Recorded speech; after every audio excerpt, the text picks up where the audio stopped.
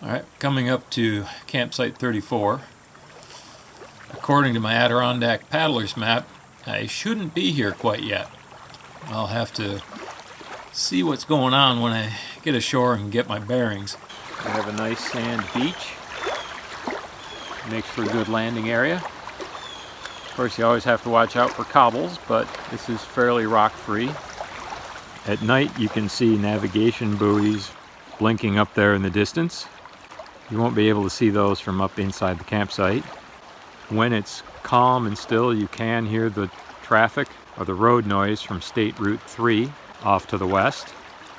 So standing here on the shore, looking across the lake, campsite 38, it should be farther to the right. It should be farther north than it appears. I think there's something wrong here. If you're sitting behind the campfire, looking out at the water, you're looking down the trail to the beach.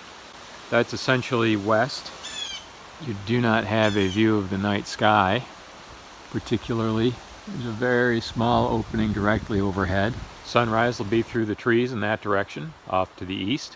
It's a long walk to the privy, but the trail is wide and there isn't any undergrowth pushing in on it. Hanging your food could be a challenge in the area of this site. Before you get to that little stand of evergreens, you turn to the left and you have a box privy.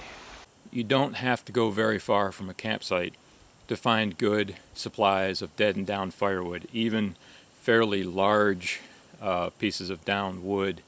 Coming back from the privy, fire ring is to the left, as is the water. It's a level campsite. Nice place for tents, not a bad site for hammocking. You have a few options for trees. It's been a cold, wet, hard day. I don't boil it in the bag. I don't know that you can. I boil the water in my cook kit, pour it in my pot, stir and wait.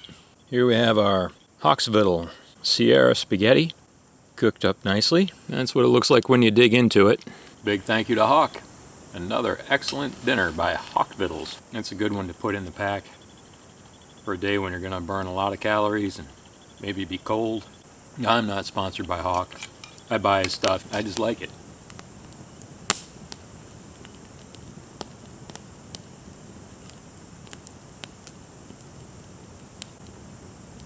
So I've gone back home. I'm looking at DEC's info locator, and it shows campsite 34 farther north than the paddler's map does. It shows it on this long, thin peninsula.